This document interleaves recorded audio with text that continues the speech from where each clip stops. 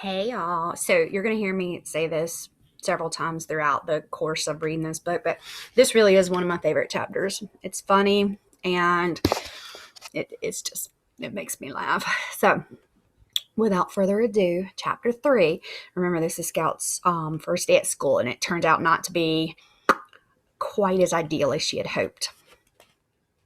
Chapter 3. Catching Walter Cunningham in the schoolyard gave me some pleasure, but when I was rubbing his nose in the dirt, Jim came by and told me to stop. You're bigger than he is, he said. He's as old as you nearly, I said. He made me start off on the wrong foot.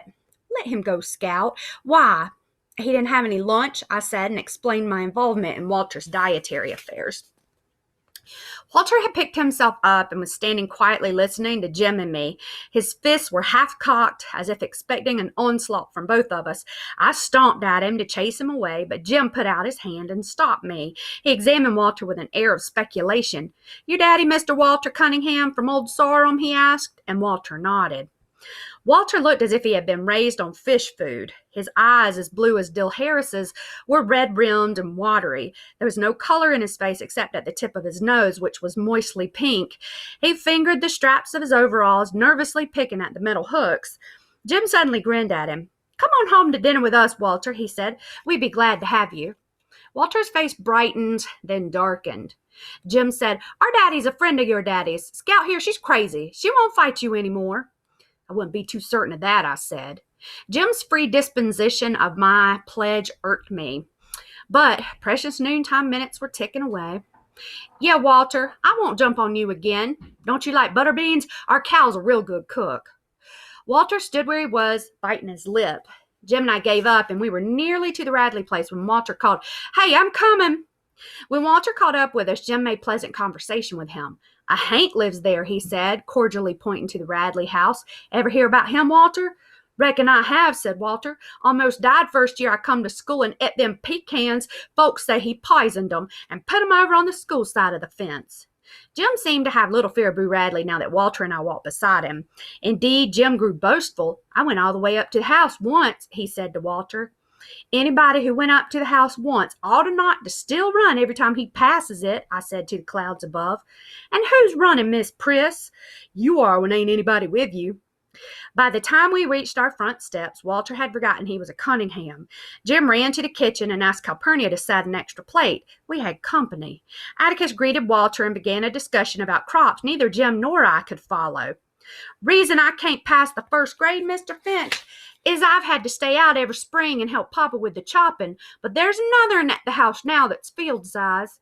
"Did you pay a bushel of potatoes for him?" I asked, but Atticus shook his head at me. While Walter piled food on his plate, he and Atticus talked together like two men, to the wonderment of Jim and me. Atticus was expounding upon farm problems when Walter interrupted to ask if there was any molasses in the house. Atticus summoned Calpurnia, who returned bearing the syrup pitcher. She stood waiting for Walter to help himself.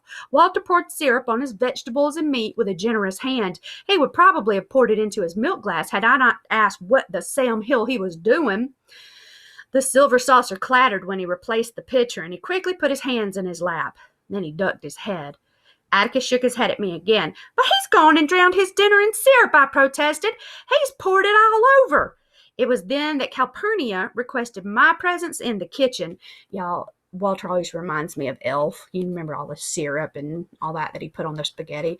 It cracks me up. But really, Walter is hungry, and he doesn't have access to all this food. Remember, he's from the other chapter where Scout explained how his dad paid Atticus and all that kind of stuff. So he doesn't have much money, and probably molasses is not something he comes across very often.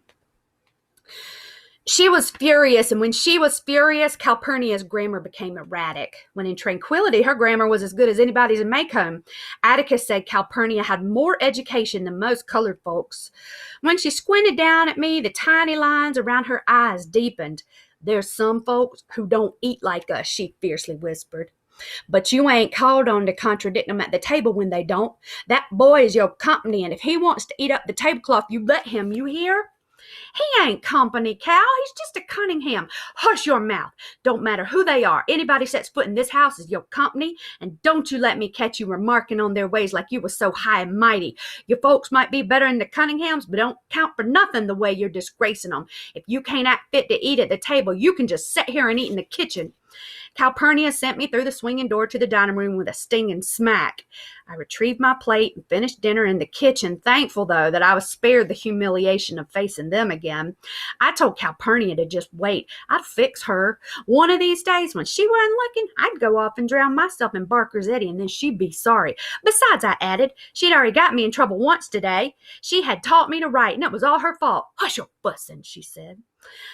Jim and Walter returned to school ahead of me. Staying behind to advise Atticus of Calpurnia's iniquities was worth a solitary sprint past the Radley place.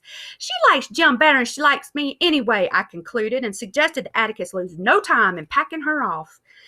Have you ever considered that Jim doesn't worry her half as much? Atticus's voice was flinty. I've no intention of getting rid of her now or ever. We couldn't operate a single day without Cal. Have you ever thought of that? You think about how much Cal does for you, and you mind her, you hear? I returned to school and hated Calpurnia steadily until a sudden shriek shattered my resentments. I looked up to see Miss Caroline standing in the middle of the room, sheer horror flooding her face. Apparently, she had revived enough to persevere in her profession. "It's alive!" she screamed. The male population of the class rushed as one to her assistance. Lord, I thought she's scared of a mouse. Little Chuck Little, whose patience with all living things was phenomenal, said, "Which way did he go, Miss Caroline? Tell us where he went, quick! D.C.!" He turned to a boy behind him. "D.C., shut the door, and we'll catch him. Quick, man, where'd he go?" Miss Caroline pointed a shaking finger not at the floor nor at a desk, but to a hulking individual unknown to me. Little Chuck's face contracted, and he said gently, "You mean him, ma'am?" "Yes'm, he's alive. Did he scare you some way?" Miss Caroline said desperately, "I was just walking by when it crawled out of his hair. Just crawled out of his hair." Little Chuck grinned broadly. "There ain't no need to fear a cootie, ma'am. Ain't you ever seen one?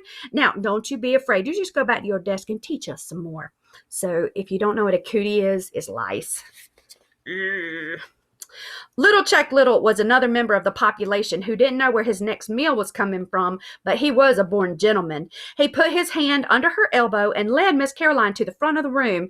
"Now, don't you fret, ma'am," he said. "There ain't no need to fear a cootie. I'll just fetch you some cool water."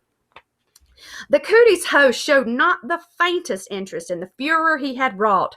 He searched the scalp above his forehead, located his guest, and pinched it between his thumb and forefinger.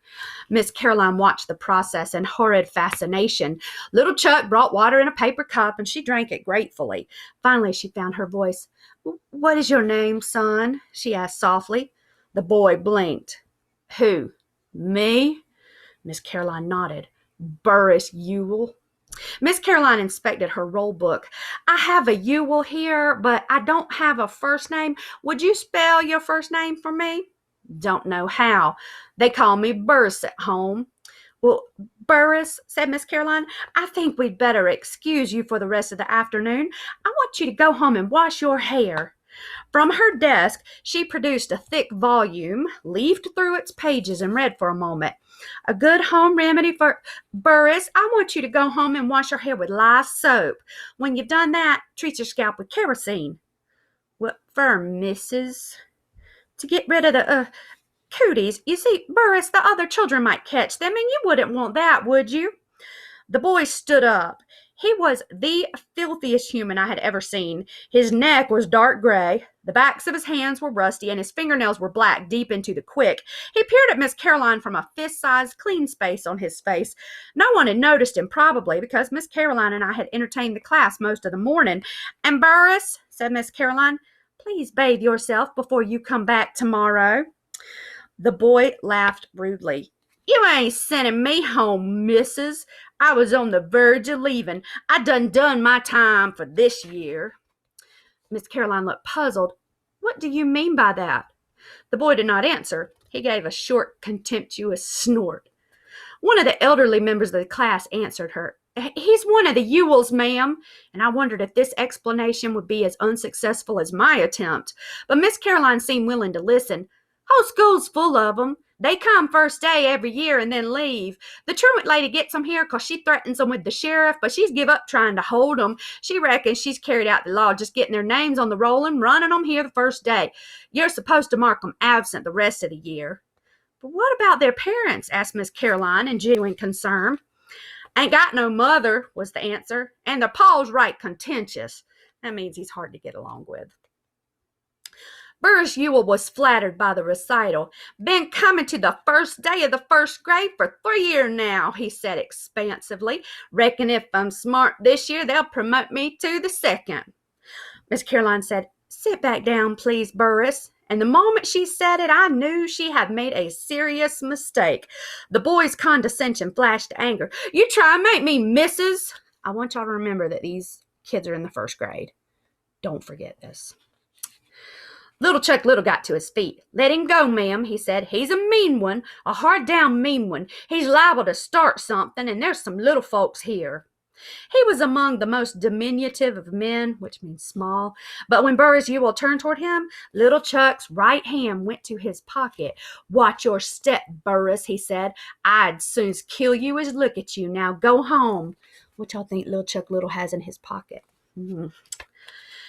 Burris seemed to be afraid of a child half his height, and Miss Caroline took advantage of his indecision. Burris, go home. If you don't, I'll call the principal, she said. I'll have to report this anyway. The boy snorted and slouched leisurely to the door. Safely out of range, he turned and shouted, Report and be damned to ye! Ain't no snot-nosed slut of a school teacher ever born can make me do nothing. You ain't making me go nowhere, missus. You just remember that. You ain't making me go nowhere. First grade. He waited until he was sure she was crying, then he shuffled out of the building. Soon, we were clustered around her desk, trying in our various ways to comfort her. He was a real mean one, below the belt. You ain't called on to teach folks like that. Them ain't Maycomb's ways, Miss Caroline, not really. Now, don't you fret, ma'am, Miss Caroline. Why don't you read us a story? That cat thing was real fine this morning.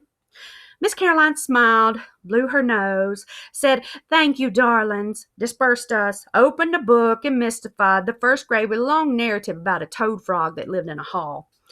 When I passed the Radley place for the 4th time that day, twice at a full gallop, my gloom had deepened to match the house.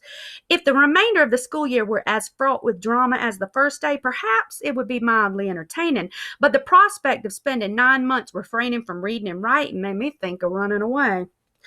By late afternoon, most of my traveling plans were complete. When Jim and I raced each other up the sidewalk to meet Atticus coming home from work, I ain't given much of a race. It was our habit to run meet Atticus the moment we saw him round the post office corner in the distance. Atticus seemed to have forgotten my noontime fall from grace. He was full of questions about school. My replies were monosyllabic, and he did not press me. Perhaps Calpurnia sensed that my day had been a grim one. She let me watch her fix supper. Shut your eyes and open your mouth, and I'll give you a surprise, she said. It was not often that she made crackling bread. She said she never had time, but with both of us at school today, had been an easy one for her. She knew I loved crackling bread. I missed you today, she said. The house got so lonesome long about 2 o'clock I had to turn on the radio. Why, Jim and me ain't ever in the house unless it's raining. I know, she said, but one of you's always in calling distance. I wonder how much of the day I spend just calling after you. Well, she said, getting up from the kitchen chair, it's enough time to make a pan of crackling bread, I reckon. You run along now, let me get supper on the table.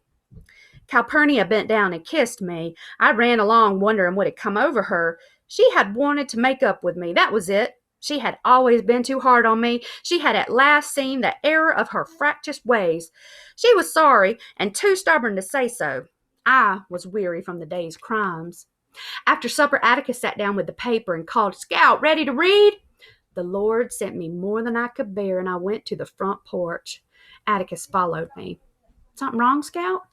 I told Atticus I didn't feel very well and didn't think I'd go to school anymore if it was all right with him. Atticus sat down in the swing and crossed his legs. His fingers wandered to his watch pocket. He said that was the only way he could think. He waited in amiable silence, and I sought to reinforce my position. You never went to school, and you do all right, so I'll just stay home, too. You can teach me like Granddaddy taught you and Uncle Jack. No, I can't, said Atticus. I have to make a living. Besides, they put me in jail if I kept you at home. Dose of magnesia for you tonight and school tomorrow. I'm feeling all right, really. Thought so. Now what's the matter? Bit by bit, I told him the day's misfortunes, and she said, you taught me all wrong, so we can't ever read any more, ever. Please don't send me back, please, sir. Atticus stood up and walked to the end of the porch. When he completed his examination of the wisteria vine, he strolled back to me. First of all, he said, if you can learn a simple trick, Scout, you'll get along a lot better with all kinds of folks. You never really understand a person until you consider things from his point of view. Sir? Until you climb into his skin and walk around in it. Atticus said I had learned many things today, and Miss Caroline had learned several things herself. She had learned not to hand something to a Cunningham, for one thing. But if Walter and I had put ourselves in her shoes, we'd have seen it was an honest mistake on her part. We could not expect her to learn all Maycomb's ways in one day, and we could not hold her responsible when she knew no better. I'll be dogged, I said. I didn't know no better than not to read to her, and she held me responsible. Listen, Atticus, I don't have to go to school. I was bursting with a sudden thought. Burris Ewell, remember? He just goes to school the first day. The truant lady reckons she's carried out the law when she gets his name on the roll. You can't do that, Scout, Atticus said. Sometimes it's better to bend the law a little in special cases. In your case, the law remains rigid, so to school you must go. I don't see why I have to when he doesn't. Then listen. Atticus said the Ewells had been the disgrace of Maycomb for 3 generations. None of them had done an honest day's work in his recollection. He said that some Christmas, when he was getting rid of the tree, he would take me with him and show me where and how they lived. They were people, but they lived like animals. They can go to school anytime they want to. When they show the faintest symptom of wanting an education, said Atticus, there are ways of keeping them in school by force, but it's silly to force people like the Ewells into a new environment. If I didn't go to school tomorrow, you'd force me to. Let us leave it at this, said Atticus dryly. You, Miss Scout Finch, are of the common folk. You must obey the law. He said that the Ewells were members of an exclusive society made up of Ewells. In certain circumstances, the common folk judiciously allowed them certain privileges by the simple method of becoming blind to some of the Ewells' activities. They didn't have to go to school, for one thing. Another thing, Mr. Bob Ewell, Burris's father, was permitted to hunt and trap out of season. Atticus, that's bad, I said. In Maycomb County, hunting out of season was a misdemeanor at law, a capital felony in the eyes of the populace. It's against the law, all right, said my father, and it's certainly bad, but when a man spends his relief checks on green whiskey, his children have a way of crying from hunger pains. I don't know of any landowner around here who begrudges those children any game their father can hit. Mr. Ewell shouldn't do that. Of course he shouldn't, but he'll never change his ways. Are you going to take out your disapproval on his children? No, sir, I murmured and made a final stand.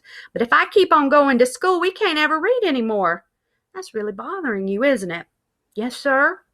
When Atticus looked down at me, I saw the expression on his face that always made me expect something. Do you know what a compromise is? He asked. Bending the law? No, an agreement reached by mutual concessions. It works this way, he said. If you'll concede the necessity of going to school, we'll go on reading every night, just as we always have. Is it a bargain? Yes, sir. We'll consider it sealed without the usual formality, Atticus said when he saw me preparing to spit.